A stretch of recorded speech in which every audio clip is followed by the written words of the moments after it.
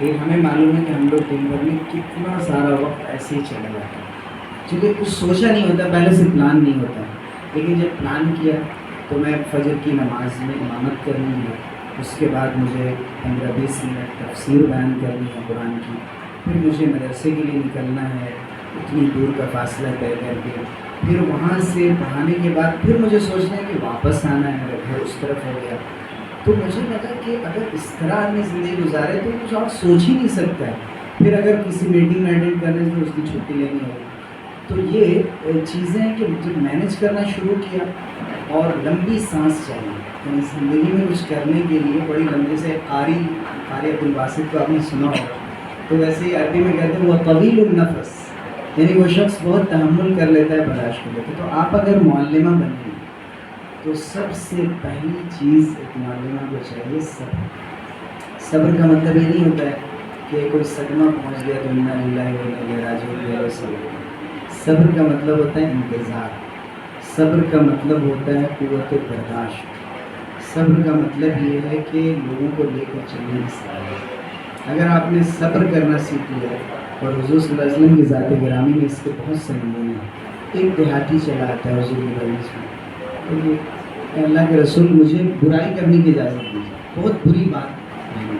تو حضور صلی اللہ علیہ وسلم نے اس کو اٹھا کر لے جاؤں، جیسے کسی بڑے عالم کی مجلس میں اگر آج کوئی آ کر وہ بات کہہ دے تو میں نہیں سمجھتا ہوں کہ کسی عالم کو اگر یہ حدیث یاد ہوئی بر وقت تو ٹھیک ہے، ورنہ ہو گیا ان کو نکالی مسجد سے لے جائیے، کیا کریں. لیکن حضور صلی اللہ علیہ وسلم نے سمجھا، کیا تم یہ چیز پسند کرو گے اپنی گھر کی عورتوں کے ساتھ، اور سب آپ نے بہت تفصیل سنا تو ان کو سمجھ آئی. ایک صاحب آئے، انہوں نے کہا کہ اسلام لا رہا ہوں لیکن میں شراب وراب نہیں چھوڑ سکتا. وہ چھوڑ دیں، میں شراب تو نہیں ہوں. تو حضور نے فرمایا میں تم سے کہہ رہا ہوں شراب چھوڑنے کے لیکن ایک نصیحت کر رہا ہوں، سچ بولو. اب جب وہ شراب پینا چاہتے تو ان کے ذہن میں آتا ہے کہ میں حضور جب پوچھیں گے کہ شراب پی تھی تو میں جھوٹ بول نہیں سکتا، اور سچ بولوں گا تو کتنی گندی بات ہے. تو یہ سمجھ ہوتی ہے. حضور صلی اللہ علیہ وسلم نے فرمایا بعثت معلما، مجھے معلم بنا کر بھیجا، مجھے ایک سب سے بہترین ٹرینر اور بہترین ٹیچر بنا کر بھیجا گیا. تو حضور اکرم صلی اللہ علیہ وسلم پروفیسرز کے بارے میں تو مشہور ہے، وہ ہمارے مشتاق یوسفی تھے کہ جنہوں نے بہت ساری کتابیں لکھی ہیں جو مزاح میں. تو انہوں نے لکھا ہے کہ پروفیسر اگر ایک بار آدمی بن جائے تو زندگی بھر پروفیسر رہتا ہے، اگرچہ بعد میں کچھ عقل آتی ہے.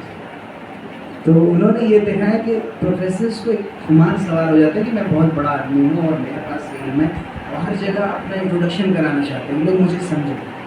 لیکن حضور صلی اللہ علیہ وسلم سے بڑا کوئی پروفیسر ہوگا. لیکن آپ صلی اللہ علیہ وسلم نے ان کی سیرت طیبہ پڑھی جائے تو بڑی نرمی سے سکھاتے تھے. عورتوں نے آ کر کہا کہ یہ آپ مردوں کو سارا وقت دیتے ہیں، ہمارے لیے کیا. حضور نے ایک دن ہمیں جاتے آپ نصیحت کرتے، کوئی مسئلہ پوچھتے ان کو بتاتے. عید کے دن خواتین بھی تھیں، حضور نے خطبہ دیا اور نماز کے بعد خطبہ ہو گیا، پھر عورتوں کی طرف گئے. حضرت بلال ساتھ تھے. حضور صلی اللہ علیہ وسلم نے نصیحت کی اور بتایا صدقہ کرو، تم لوگ اپنے ہاتھ سے بھی صدقہ کرو، صرف مال صدقہ کرنا ہی کافی نہیں ہے. تو انہوں نے صدقہ کیا. حضرت بلال کہتے ہیں کہ عورتوں کے اندر اتنا جذبہ تھا صدقہ کرنے کا کہ میری پوری چادر بھر گئی جس چادر کو ہم نے. تو حضور صلی اللہ علیہ وسلم نے ان چیزوں کو جمع کیا، ان کو سکھایا کہ آپ. ایک صاحب آئے اور مسجد میں آپ کو ہنسی آئے گی لیکن میں صاف لفظوں میں کہتا ہوں کہ بالا اعرابی، جو دیہاتی لوگ ان کو یہ سمجھ نہیں ہوتی ہے کہ اب ضرورت سے فارغ ہونا ہے تو کہاں ہونا ہے، انہوں نے مسجد میں ہی پیشاب کر دیا. تو حضور اکرم صلی اللہ علیہ وسلم نے دیکھا اور صحابہ کو بڑا غصہ آیا، اور سب دوڑے ہوئے آئے، سوچا کہ ان کو نکالیں مسجد کی، کیا گستاخی ہے. حضور نے فرمایا کیا مسئلہ ہے، غلطی ہوگی، ایک ڈول پانی لو، بکیٹ میں پانی لو، بہا دو، صفائی ہو جائے گی، بات ختم. ان کو سمجھا دیا کہ دیکھو یہ غلط ہے. بیچارے اس وقت اسلام نہیں آیا تھا، تعلیم نہیں تھی. آج ہمیں ہنسی آ رہی ہے لیکن اس وقت اسلام جب نہیں آیا تو لوگ ان چیزوں کو اہمیت ہی نہیں دیتے تھے. پاکی ناپاکی کوئی چیز ہی نہیں تھی. حضور جانتے تھے اس بات کو کہ میرا کردار کتنا بڑا ہے ایک معلم کی حیثیت سے. آپ نے ان کو شرمندہ نہیں ہونے دیا. کتنی بڑی بات ہے کہ آج آدمی کسی کو 2 روپے قرض دے دیتا ہے، بار بار اس کے سامنے سے گزرتا ہے، اس کو احساس دلا دیتا ہے ہاں تک آپ نے واپس نہیں کیا. لیکن صحابہ ایسے تھے کہ قرض دے کر خود راستہ بدل لیتے تھے کہ مجھے دیکھ کر اس کو شرمندگی ہوگی، اور ایک مومن کو شرمندہ نہیں کرنا چاہیے. تو اپنی جب آپ لوگ معلمہ بنیں گے انشاءاللہ تو اپنے بچے کو جو بھی آپ کے اسٹوڈنٹس ہوں گے ان کو شرمندہ مت کیجیے گا کہ یہ دیکھیں کہ دیکھو فلاں بچی نے اتنا اچھا کیا تم جواب نہیں دے سکی. تو آپ کی ٹریننگ میں یہ بات بتائی جاتی ہوگی کہ کبھی بھی کسی طالبہ کو کسی طالب علم کو کبھی بھی یہ فیل نہیں کرانا کہ تم پیچھے ہو, تم کمزور ہو. حضور صلی اللہ علیہ وسلم نے یہ نہیں کہا. آپ نے سب کی خوبی بیان کی. میں کیا مثال دوں, ابھی بہت بڑی مثال ہے. کسی صحابی کے بارے میں کچھ کہا, کسی کے بارے میں کچھ کہا, سب نے اپنا اپنا کام کیا. یہاں تک ہو گیا کہ حضرت بلال کا مقام بھی حضرت عمر کے زمانے میں ایسا ہو گیا کہ حضرت عمر فرما رہے ہیں کہ میرے سردار ابو بکر نے میرے سردار بلال کو آزاد کیا. بلال غلام تھے, ان کو آزاد کیا. تو حضرت عمر کہہ رہے یہ بھی ہمارے سردار, وہ بھی ہمارے سردار. تو یہ حضور کی شان تھی. وہ اکبر الہ آبادی نے جو کہا کہ درفشانی نے تیری پتھروں کو دریا کر دیا اور دل کو روشن کر دیا, آنکھوں کو بینا کر دیا. خود نہ تھے جو راہ پر اوروں کے ہادی بن گئے, کیا نظر تھی جس نے مردوں کو مسیحا کر دیا. تو حضور اکرم صلی اللہ علیہ وسلم یہ سکھا دیتے تھے کہ دیکھو تمہارا یہ کام ہے, تم اسے کرو. تو سب سے پہلی ذمہ داری ہے کہ اپنے مضمون میں جو اپنا میرا سبجیکٹ ہے اس سبجیکٹ میں میری اسٹڈی اچھی ہونی چاہیے, میرا مطالعہ اچھا ہونا چاہیے. اچھے معلم وہ ہوتے ہیں جو اپنے بچیوں کو جو کلاس میں ہوتے ہیں ان کو اپنے بچوں کی طرح سمجھتے ہیں. آج ہمارے پاس اپنے بچوں کے لیے بھی وقت نہیں ہے تو ہمیں کیا سمجھ میں ہے. لیکن جس زمانے میں لوگ اپنے بچوں کی تربیت کر رہے ہیں, بچوں کی تربیت ہم نہیں کریں گے تو زمانہ کرے گا, پھر ہمیں شرمندگی ہوتی ہے. اور دیکھیے تربیت یافتہ بچے میں جیسے آپ بی ایڈ کر رہے ہیں تو آپ کی ٹریننگ ہوتی ہے, جو بی ایڈ نہیں کرتے دونوں ٹیچر میں نمایاں فرق نظر آتا ہے. چونکہ ٹریننگ ہوتی ہے, ایک مفتی ہے جس کی ٹریننگ ہوتی ہے, عام عالم ہے جس کی ٹریننگ نہیں ہے فتویٰ دینے میں, تو بنیادی طور پہ دونوں میں آپ کو فرق نظر آئے گا. تو ٹریننگ بہت بڑی چیز ہے, اس کو ایک پراپر وے میں کرنا, اس کو پریکٹیکل کر کے دکھانا کہ اس طرح سے یہ چیزیں ہوتی ہیں.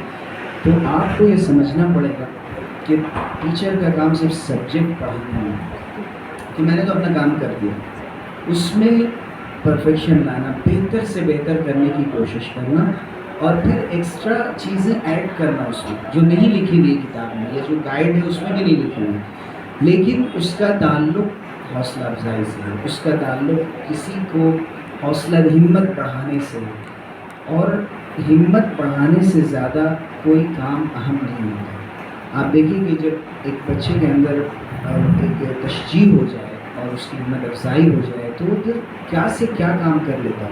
کسی بچے نے غلط جواب دیا, ٹرائی تو کیا, ماشاء اللہ کیا ہے اس کو شاباش دو, بہت ویل ڈن, بہت اچھا کیا آپ نے, اور ذرا سے اس پہ محنت کریں. اگر آپ یہ ایڈ کر دیتے تو اور اچھا.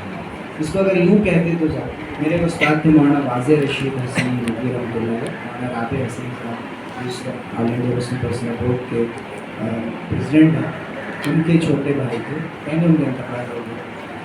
تو وہ کبھی بھی جب ہم لوگ عربی ٹرانسلیشن دکھاتے تھے اردو سے عربی میں, عربی سے اردو میں, بہت سی غلطیاں ہوتی تھیں, لیکن وہ لال قلم نہیں چلاتے تھے اس کے لیے.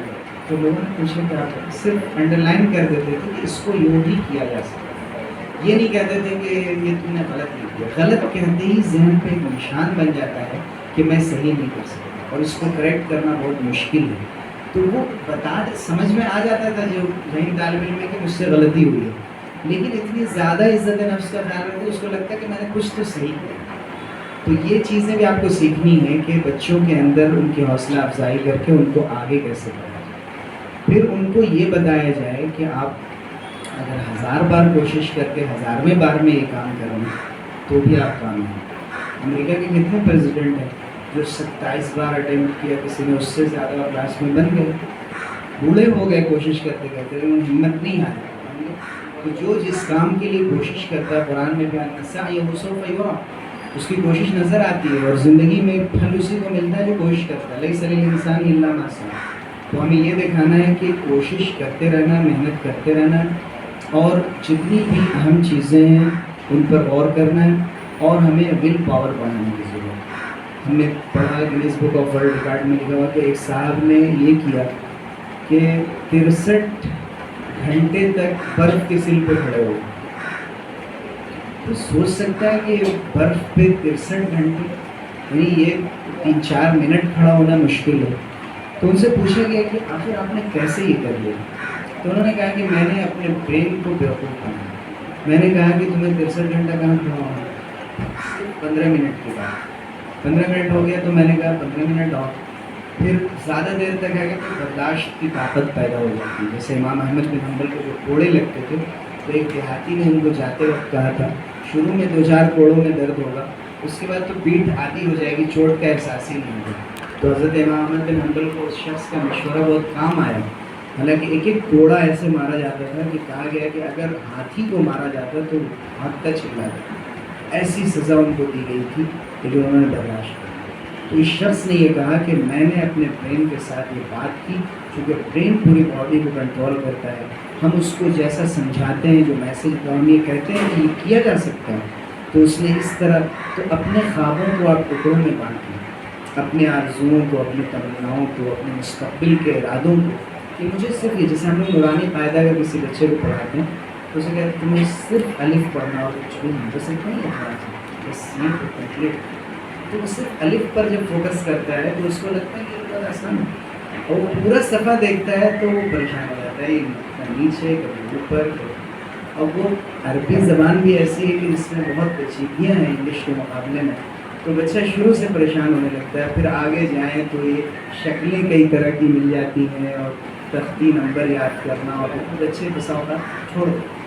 تو اس کو فوکس کریں کہ جو بھی سبجیکٹ پڑھائیں گے اس میں بچوں کو چھوٹے چھوٹے ٹکڑوں میں کام دیں، ان کو چھوٹی چیزیں دیں تاکہ ان کے ذریعے سے دھیرے دھیرے آگے بڑھنا سیکھیں. اسی طرح ہم نے دیکھا کہ محمد الفاتح الثانی تھا کہ جنہوں نے استنبول کو فتح کیا تھا، قسطنطنیہ تھا اس زمانے میں. تو ایک موقع ایسا آ گیا تھا کہ اس وقت دشمن سمندر سے آ رہا تھا اور ساحل پہ یہ لوگ تھے، اور ان کو ایسا لگ رہا تھا کہ اگر ساحل پہ ہم ڈائریکٹ پہنچیں گے سمندری راستے سے تو ڈائریکٹ وہ لوگ ہم پر تیر اندازی کر دیں گے یا حملہ کر دیں گے اور ہم تباہ ہو جائیں گے. تو محمد الفاتح الثانی نے اس وقت جنہوں نے یہ آیا صوفیہ کا بھی آپ نے تذکرہ سنا ہوگا پچھلے دنوں، جو عیسائیوں کا بہت بڑا چرچ تھا، یہ مسجد کو انہوں نے چرچ بنا لیا تھا. تو آج مسلمانوں کو پھر سے وہ مسجد واپس مل گئی، تو انہیں نے یہ فتح کر دی. محمد الفاتح نے اپنے لوگوں سے کہا کہ ڈائریکٹ اگر تم بندرگاہ پہ جاؤ گے تو پکڑ لیے جاؤ گے، تمہارے پاس اتنے ریسورسز ہیں نہیں، ان کے پاس بہت کچھ ہے. تو کیا کرنا چاہیے؟ انہوں نے ایک کہتے ہیں نا آؤٹ آف دی باکس سوچنا، خارج الصندوق. سب لوگ اس طرح سوچ رہے ہیں، آپ نے دوسرے انداز سوچا. اور ڈیسیزن میکنگ کی صلاحیت، یعنی اتخاذ القرار جسے کہتے ہیں، فیصلہ بر وقت لینے کی صلاحیت. اگر آپ نے سوچا کہ نہیں چلو اس کو بھی ٹرائی کرتے ہیں، اس کو بھی، کافی دیر ہو جائے گی، آپ کو 45 منٹ میں کہیں پہنچنا ہے اور آپ یہ سوچ رہے ہیں کہ اس سے چلیں یا اس سے چلیں اور اس میں دشواری اور پھر نہیں پہنچ پائیں گے. جو مقصد ہے اس کے اعتبار سے اس کو چوائس کرنا ہے. اس لیے کہ صحابہ کے پاس یا حضور کی زندگی میں ریسورسز کہاں تھے زیادہ، کم ریسورسز میں بڑے کام کرنا یہ بڑی بات ہے. یہ نہیں کہ وہ پوری طرح سے اسی کے اوپر بھروسہ کرے. تو محمد الفاتح نے یہ کر کے دکھایا کہ انہوں نے یہ کہا کہ کشتی کو خشکی پہ چلانا ہے. تو انہوں نے کہا یہ کیسے ہو سکتا ہے، پانی کے اوپر کشتی چلانا اتنا مشکل کام ہے، یہ خشکی پہ اور پھر ایک پہاڑی راستے پہ. تو انہوں نے کہا آسان ہے. میں نے کہا کچھ لکڑیوں کے تختے کاٹے، درخت سے لکڑی کاٹی گئی، تختے بنائے گئے، اور یہ سب پلاننگ دشمن کے قریب آنے سے پہلے کی انہوں نے، اور تختے بنا کر پہاڑی راستے کے اوپر تاریخ میں 5 سے 10 میل یعنی تقریباً 13-14 کلومیٹر تک کا تذکرہ آتا ہے کہ اتنے لمبے راستے تک انہوں نے تختے بچھوائے، اور اس کے اوپر کہا اب اس پر کشتی تو چل نہیں پائے گی تو کیا کرنا چاہیے،